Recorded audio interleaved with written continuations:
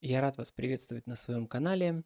Это серия видео ответов на ваши вопросы. Это видео будет посвящено вопросу на тему, как формируется педофилия. Для начала хочу сказать определение педофилии. Это форма отклоняющегося сексуального поведения, при котором человек испытывает сексуальное влечение к людям, не достигшим пубертатного возраста.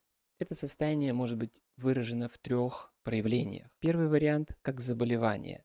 При этом у человека должны быть все необходимые симптомы, которые позволяют классифицировать это состояние как заболевание. Для таких людей вне периода обострения может присутствовать обычное нормативное сексуальное поведение, а именно педофильные мотивы присутствуют только в период обострения. Второй вариант, когда сексуальное влечение, отклоняющееся, является естественным вариантом для конкретного человека.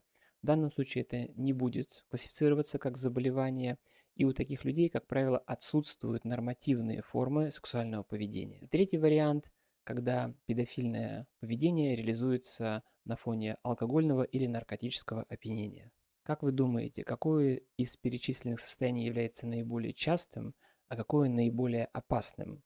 Напишите в комментариях. Есть две теории, которые объясняют развитие педофилии. Первая теория, она говорит о том, что человек такой рождается.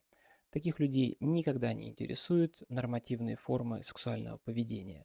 И при отсутствии моральных и социальных ограничений такие люди, как правило, стремятся к реализации своих побуждений. Вторая теория говорит о том, что часть людей, переживших опыт растления, в последующем также воспроизводят данное поведение. Это связано с тем, что растление закрепляет только одну единственную патологическую форму сексуальной коммуникации, а другие формы коммуникации просто не развиты. Такие люди при помощи специалистов могут развивать в себе нормативные формы сексуального поведения и полностью со временем отказаться от патологической формы. Напоминаю, что любое педофильное поведение является уголовным преступлением.